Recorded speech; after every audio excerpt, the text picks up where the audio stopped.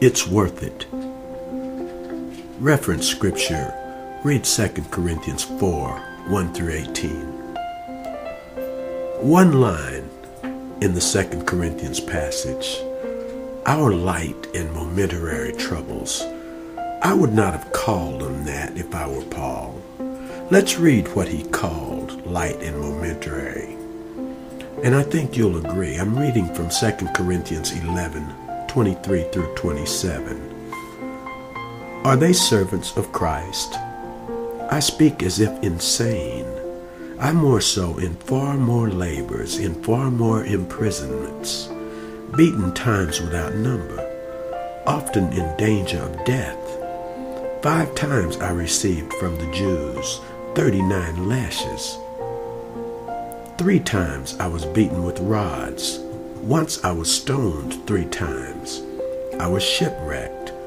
A night and a day I have spent in the deep. I have been on frequent journeys, in dangers from rivers, dangers from robbers, dangers from my countrymen, dangers from the Gentiles, dangers in the city, dangers in the wilderness, dangers on the sea, dangers among false brethren.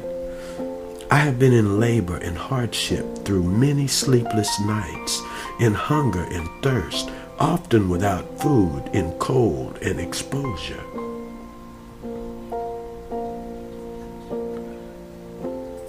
Imprisoned, beaten with a whip 5 times, faced death, beaten with rods 3 times, stoned once, shipwrecked 3 times, in constant danger,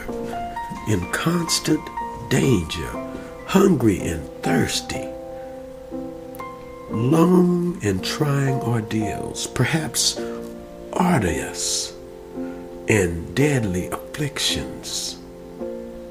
Okay? But light and momentary troubles? How could Paul describe endless trials with that phrase?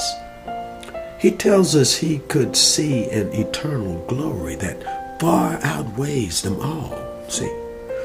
Oh, let me just share this with you. For some of you, the journey has been long, very long and stormy.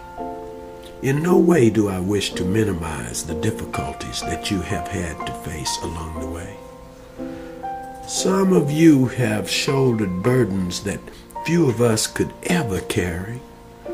You had bid farewells to lifelong partners. You have been robbed of lifelong dreams. You have been given bodies that can't sustain your spirit. You have spouses who can't tolerate your faith. And you are tired. It's hard for you to see the city in the midst of the storm. You want to go on, but some days the road seems so long. Let me encourage you today. It's worth it. Listen.